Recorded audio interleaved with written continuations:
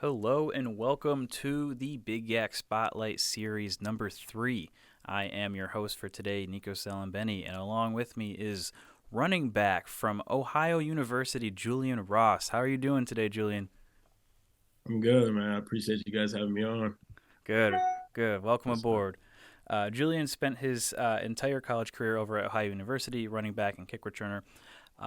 So let's get right into it. Tell us about yourself, man. A little bit of background on me.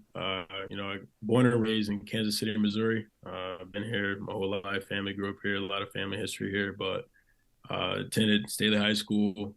From there, a lot of that football journey kind of started.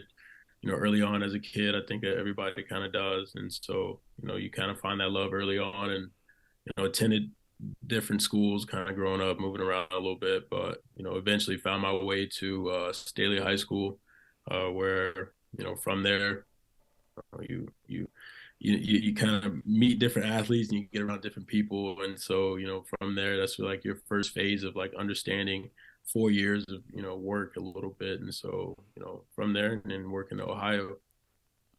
Good, good. Was there a moment that you could kind of pinpoint that where you realized that you could play football at the next level? Well, I realized I could play football next level. I honestly believe that, I can pinpoint when I wanted to play. I think, from, when you're a freshman in high school, you get on YouTube, you look up all that stuff, you know what I'm saying? And back then, around that time, there was that huge phase of like D1 or bust. Yep, And so yep. that D1 or bust phase was big, man. And so that right then and there, you already kind of learn about D1 football. And, obviously you have that phase, like I want to go play professionally and everything else. But, that was like my introduction, to you got to go play D1. Like you got to go somewhere D1, and which is probably not the best mindset to have, D1 or bust, especially, as a young kid. But, it was just one of those ones, and then you always have that kind of that belief that you can go play Division 1 football. I mean, you have to have that belief, and so from there, it's hard to pinpoint a time, but I know for sure it's just like maintain the way just to be like, I can do it, I can't do it, but try not to be down on myself. At some point when it did get hard, and just I didn't start really playing in high school till like late junior year, early senior year. So it was like I was playing behind, two great running backs. And so, due to injury, I got in by junior year. And so, but it didn't really feel like my season until senior year. And then that summer into senior year, I ended up making my way to like a mega camp in St. Louis. And so, being around, seeing all the different athletes. And so that was like really my first introduction to, skill playing around a bunch of other athletes in such a big crowded area with college coaches around. And from there, actually, I had to compete, and just showcase yourself. And so from there, I actually ended up getting my first Division 1 offer on the spot. And so that was really dope. And from there, that after you kind of get it, then you really are like, oh, I can play Division 1 football. That's awesome. That's awesome. And it's funny now. All those folks that are D1 or bust. I've seen a bunch of players now just in doing a research. Now it's league or bust. You're at that next level. You're you're at that point. That whole generation is it's league or bust Yeah, now, and it's so yeah. Now awesome to it's see that definitely drive. changed. And it's Yeah, whatever it's definitely the changed. yeah, it's whatever the mental that gets you to that point. You got to ride with it. Yeah, for Um, sure. how did the process of recruitment go with OU? What made you pick OU and kind of go from there? So yeah, like I said, I mean, like I didn't really start getting offers until that summer of senior year. Like going into that summer, I had that once you kind of post that first offer, you kind of worried about it before when you play a little bit of RC. You're like, oh, I don't have an offer yet, and so from that summer, I got my first offer, and then obviously once you post on social media, that's just a whole nother beast within itself. And so they kind of just like, wrote a snowball effect a little bit. But, I was really only just receiving FCS offers. And so, which is, great, blessing within itself. But, I didn't really have an FBS offer, but I ended up winning the Simone Award out here in Kansas City, which is like the best KC Metro player. And so from Nice. there, not really quite sure like the storyline of how Ohio found me. I'm not really sure, some states over. At that point in time, they only had one person from Kansas City that was on the roster. And so I was like, I don't know how y'all found me, but, I ended up getting an official visit, and they're like, oh, come on, check us out. And actually, the week prior, I was on an official visit to another university out here in Kansas City, well, in Missouri. And I was like, all right, well, I already planned on going there. I was like, man, I had the hat, I had the jacket, the shirt, I had it all, and I remember, from there, at that university on my official, my mother and I took the visit with my younger brother, and we're sitting in front of like the head coach, and so like I got the bag right next to us, so I'm I got the hat in the bag, I got the shirt in the bag, I got everything in the bag, I'm ready to just to say, tell him like, hey, I'm ready to commit, and I remember just kind of sitting in front of in front of the head coach, and my mom's like nudging me like, come on, like go ahead and tell him, but then like in that moment something I truly, like I tell people this all the time, like I truly believe it was God that said something to me. All I heard in that moment was wait one more week. Like it was literally just that. It was like wait one more week. And it happened the following week was my official visit to Ohio. And as soon as we got to Ohio, we were on the bus, my mother and I. They're taking us around campus. I mean, if you've seen the campus, it's beautiful. It's just a beautiful Oh, it's campus. absolutely beautiful. And so, we're just on the bus and we're not even sitting next to each other. And, she's sitting way up front. I'm kind of in the back somewhere else. And I'm looking out the window and she's looking out the window. And, but something like, brings us to just lock eyes. But in that moment, like we kind of just like, you're like, yeah, yeah, like this is the spot. This is the one that you got to go to. They offered what you want. They're number one in sport management, administration, and everything as well. So it was just like, why not? And plus the university was amazing, campus was great, the people are great. So that was just that moment of just, wait one more week. I heard that from God. It just Chills, took man. off from there. Chills. And sometimes you just gotta follow that. And look, it looked like it worked out the best for you. Yeah. Uh, so moving on to that, can if you can describe yourself as a player. You played all your years at OU. Describe yourself as a player in one or two words. What would that be? Yeah. So if I would describe myself, excuse me, I would say, I'm pretty downhill, explosive running back, but if I want to throw in more words, I'm patient as well. But, downhill and explosive, the ability to get like one cut, get vertical, that's what you really want. And so, I have the ability to do that. That's how I really explain myself. Awesome. Uh, kind of looking back at your playing career, you had a couple electric kickoff return touchdowns. Did you have a favorite moment or play from your college career? Was it one of those kickoff return touchdowns, or was it another play that doesn't get talked about as much? Um, if it, I kind of have I have two favorite moments, and then I do have, besides the, favorite play of the night, the kickoff return, kind of was actually, it, all really from my true freshman year, like my two favorite moments, coming out of high school, you're fresh, like I said, one in the Simone, you kind of your chest a little puffed out a little bit. And so I was like, all right, bet, first game of my college career, I ended up scoring two touchdowns, and then from that, by the end of the season, we ended up going to the Bahamas Bowl. It was my first time, out of the U.S. And so I got to see this clear blue ocean. And so I kind of started off my college career pretty nice. But then I would say besides that favorite moment, but a favorite play, man, I would say, besides the kickoff return, but I think also be, when we played against Kansas, that, I'm a hometown kid. And so it was just like, there was a run there that, I bursted up the sideline and, kind of ran through the safety. And that was just a dope moment, obviously recruiting purposes and everything else, but it was real dope to be able to do that, against the team and be able to play them my first year. That's awesome. That's awesome. Uh, what offensive scheme do you think you thrive in best, and why?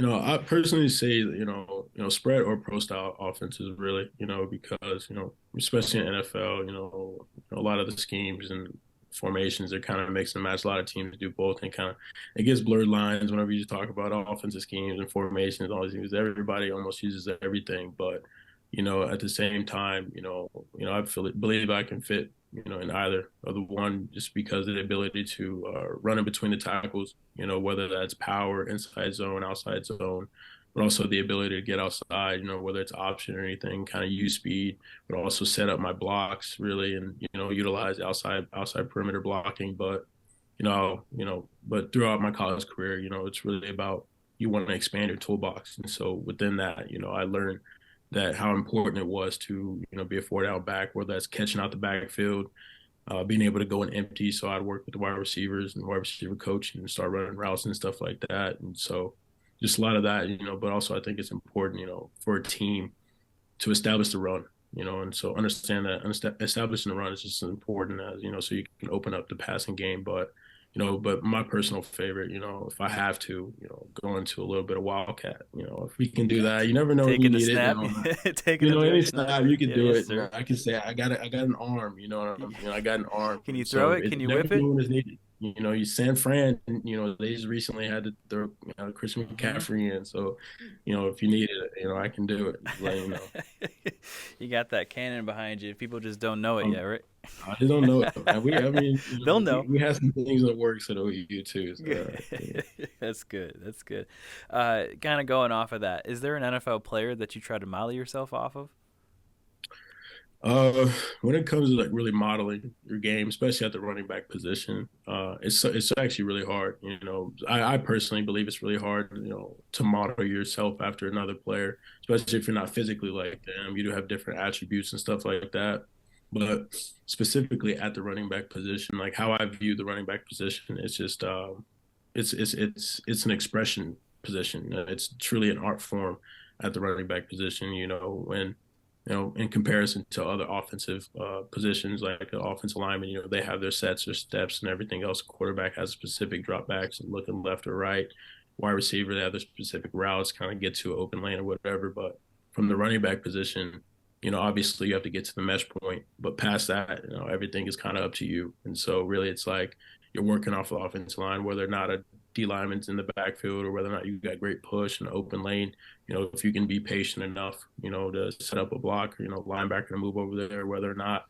But I think it's more of like an art form. And so it's really hard to like model your game after someone, and because it's such an expression. That's how I see it. It's such an expression of a position, and so, but if I was to say like, who in the NFL right now, in terms of like similarities to, who I would like to also, mimic my game just based off obviously like, even those storylines as well as how they play and how they approach the game.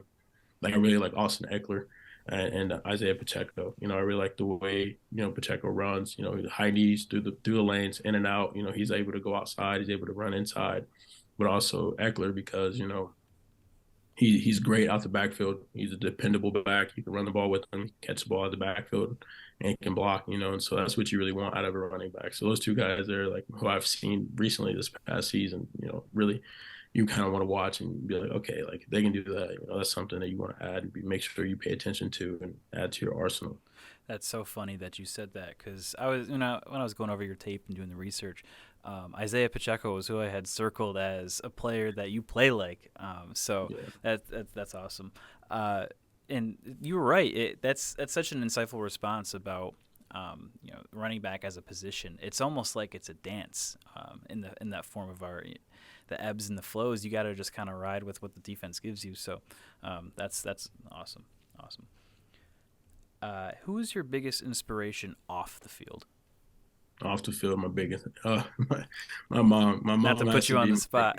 biggest. Yeah, yeah, no, no, no. She's definitely my biggest inspiration. Just kind of just our background. The sacrifices she needed to make in order to put my brother and I just in better position at life. And so, and understanding, she had us at a relatively younger age, and so as she was navigating life, she was still instilling those values, into us and having that relationship with God as well. And so making sure that as she was molding us, preparing us to have that relationship and just really just establishing, us as men as we kind of go through life. But, you know, it's hard, life is hard for everybody. And so, you know, how she done it, how she maneuvered and things she had to do, she's definitely my biggest inspiration. Awesome. Yeah, that's great. I hear you there. If you could be proficient in one area outside of football, what would it be and why? So this question, like I have like two brain, like two side, I have like two separate brains for this type of question. So it's like when I'm in college, like someone asked me this, I'm like, oh, I want to, if I was to get better at something, it'd probably be data and analytics. Just how the world's moving towards augmented reality and AI and all these different things like that. So it's like I would rather be proficient. Like you have a baseline understanding, but you want to have set yourself up for the future. And so just having an understanding, there's some data and analytics, get your resume up a little bit. You'll be all right with some data analytics. Every job nowadays, if you You got know, some it's sort of thing in analytics, they're like, yeah, you're hired. That's it. you're good. And so it's like, have some baseline proficient understanding. But, besides that, if I was to really, be better at something, I'd probably say art, just even though we talked a little bit about it, but just having some sort of canvas and have, better at drawing, capturing emotion, capturing pictures or something like that. But just being able to be in that moment. Art is patience, and so being able to have that patience and creativity, I think that something I want to get better at. What If I art want to be form do proficient, you what art form do you like the best, or what do you kind of find yourself expressing in the most? honestly, I just went out to some museums recently, and so I just like looking at art. Anything that truly expresses, recently I just kind of just anything that means something of the past that shows, but that doesn't have to be a direct showing. Like I'm not really good on, the specific types of art, but it's just more or less, the meaning behind it. If it can truly mean something, and but it doesn't have to be clear that's what it is, but the message is within it and it can be understood through it. I think that's one of the best types of art for me. And so if you see me one day, just I got like a smiley face inside of a heart, I'm selling it for $1,000. I'll say nothing. You know what I'm You heard it saying? here Just one of first. those, You heard it here first, you right? know what I'm saying? It's an asset. What Jay-Z say, man? Jay-Z says something about, it stacks up over time. So I can pull out some drawings from when I was a kid too, and never know. Yeah, yeah. You never know; those could sell. You look at art nowadays, and I mean, as long as, like you said, as long as there's a story behind it, people are gonna want to buy it, and you're gonna be able to sell it. So, Hey, you gotta use the good words. Just use a good paragraph behind it. hmm You might get some good at it. So save those drawings, save those smiley faces and stick figures, because you never know. Right. So you had a really successful career over at OU, and you're kind of a leader on the field. You were a scholar athlete, scholar leader, and you were a captain too. So, what kind of advice would you give to football players coming out of high school that would want to play game at the collegiate level and beyond just the game? Like, what advice would you give for them, kind of heading into it? Yeah, for sure. I know like what you mentioned already was just like, especially, it's kind of like I have a lot of advice, but initially the advice you'll hear, you hear it all the time, but it's kind of like in one ear out the other because you just hear it's just such a regular thing that you hear, such as like, start your good habits early. That is actually important. Get your 8 9 hours of sleep. Drink your gallon and a half of water. Eat the right things, put the right things in your body. Like those things really do add up over time. And obviously the be coachable. Like if you can be coachable, man, you can go a long way in life. And so it's like do that and you'll be all right. But also like take advantage of the opportunities that you're given. I see that especially in college football, if you're not, appreciating the moment that you're in. So you're gonna have, times where you're not the guy, and sometimes you're gonna be on scout team. Like if you're on scout team, like I see it. A lot of people have like such a negative connotation for a scout team, but it's like if you see it, it's at a point. You're going against the ones. You're able to cultivate and sculpture yourself against the ones. Like you don't, obviously sometimes they don't want you going too hard here and there, but it's like, you can have an opportunity to get better and get better. So, but also, focus on today. I know a lot of people say it all the time, like, oh, focus on today, focus on today, focus on today. But, for our generation, sometimes you need to, for me, I need to hear it in a different way. And actually, I like recently heard this quote. It was like stronger than yesterday, weaker than tomorrow. And so for me, it's like, focus on today.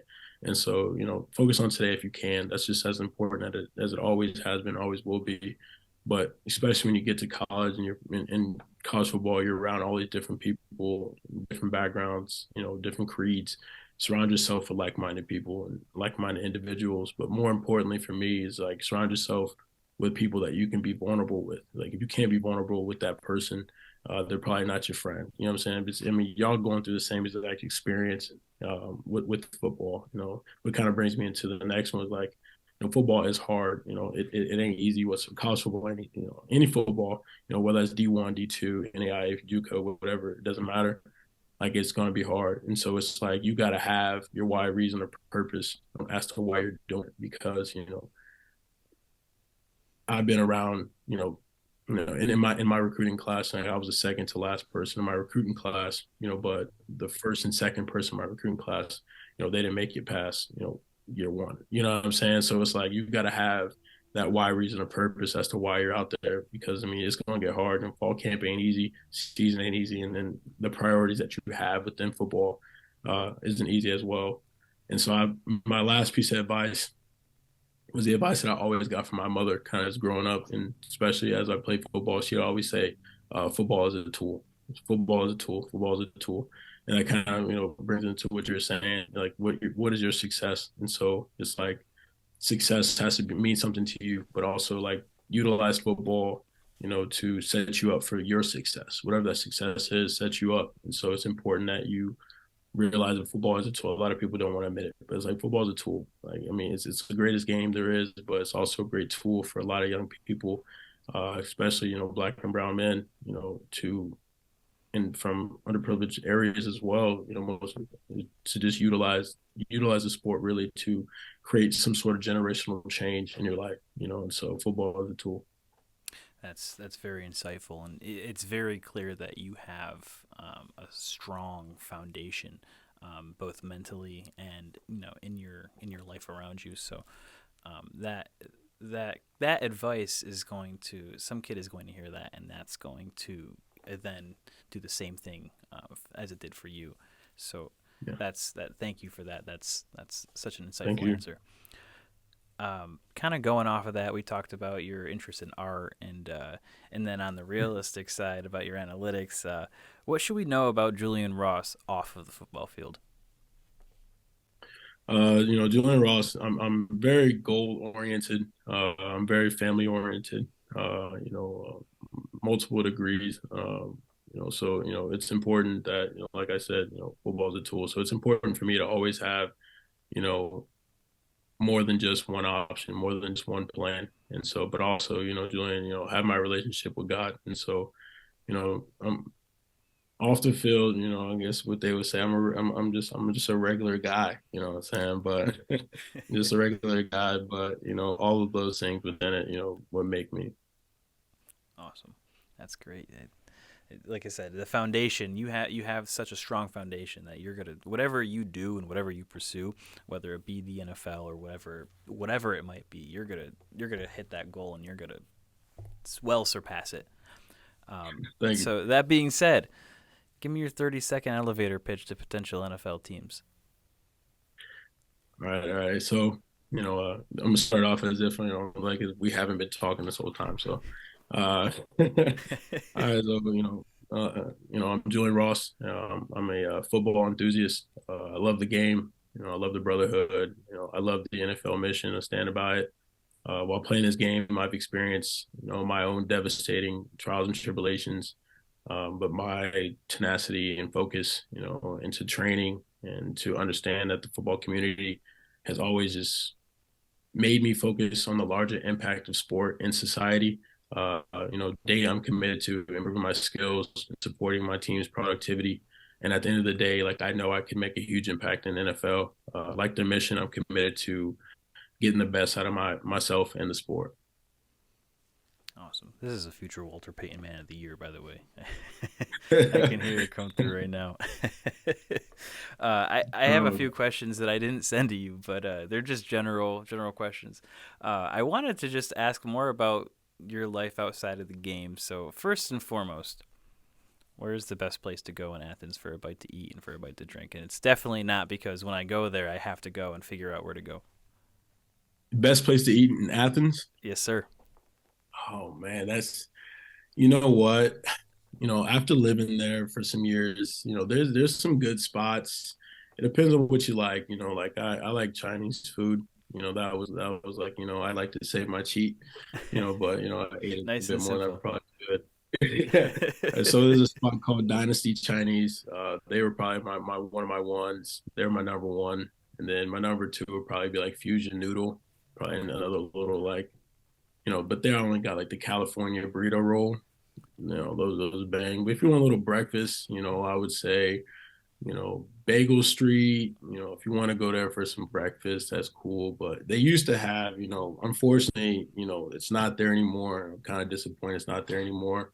It was it was this chicken and waffle spot. It's open until 2 a.m. So, it only banged a little bit more later on, as the night went on. It was this chicken and waffle spot too, and it was the one. You know what I'm saying? So there's plenty of spots. There's lots of pizza. I'm not a huge pizza person, but there's lots of pizza on the strip as well too. So if you want some pizza, but in terms of like, there's not a lot of franchise chains that like, you're just like this is the one. But you gotta eat what you gotta eat. It's a small town, but it's a beautiful small town as well. I gotta ask. So where's like what's the nightlife like? Like where's everyone going on campus? So literally, there's only one place you go. It's literally just one street of brick road. I mean, it's all brick road, but I mean, it's just a straight brick road of you got your bars and on both sides of the whole street, up the whole street. Really, on your walk to camp and on your walk to class, you got to probably most likely walk through it, by it, in front of it, next to it. So I mean, it is there's one little strip, and so you won't miss it because you'll see a bunch of people walking up multiple hills to get there, so you won't miss it. There's one other thing that I've been seeing your posts, and since we've been engaging in the last couple of weeks setting up this interview, you've been kind of shouting out this cryo like healing place. So this like cryo, can you? I've never done it myself. It's like a cryotherapy type thing. Can you kind of break that down? I saw you post about it and I got intrigued. Yeah, no, it's called In the Zone Cryo and Health Upgrades. It's out here in Overland Park, Kansas. But it if you want to, it's like an ice bath. I'm not sure if you had to get in a little ice tub or whatever, but it's -200. You hop in there for a good 3 minutes, you're gonna feel good. You know what I mean? So you walk out, you're gonna feel nice and refreshed. I mean, obviously, I'm not like a huge science on the science behind it, but the place is amazing. The people are great. Then hopping in the compress, you probably see me in a bunch of photos with the compressions on and I'm Yeah, full body. he's You like, know, I'm full body laid out. Yeah, man. And the compressions get you right, get the blood flow back in you for the recovery process. And so, they definitely have understood the process and been great to me. So, shout out to In the Zone Cryo. that's awesome. The closest thing to that here in Western New York is just step outside. It's -10 degrees with the wind chill right now. Hey, you know what? Like, I was out there in New York, man. I can't remember. You I faced gotta remember. Buffalo, right? You Yeah, we faced played. Yeah, Buffalo a no, few Buffalo times, got right? cold. Yeah, Buffalo got cold. We played Buffalo in like November. Yeah, that's nothing. It's Florida play. That's like It's what cold, it was probably what like 30 degrees, 25, 30 dog. degrees. Man, less than that. Less than that. Now let the wind blow. You know what Yeah. I'm saying? It's cold.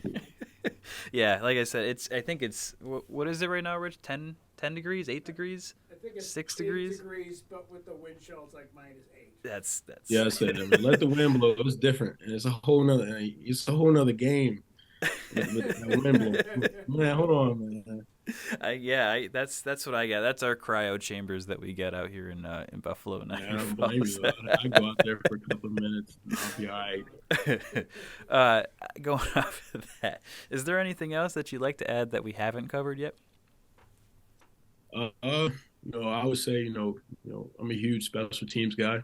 I enjoy special teams. As you mentioned, I think, even just besides kickoff return, I really enjoy like punt, kickoff, all those different types of things. So I think special teams, a especially guys like from my group of five or anything like that. That's your bread and butter. And so already have a love for it. So, I'm I'll make a little toast, so that's all right.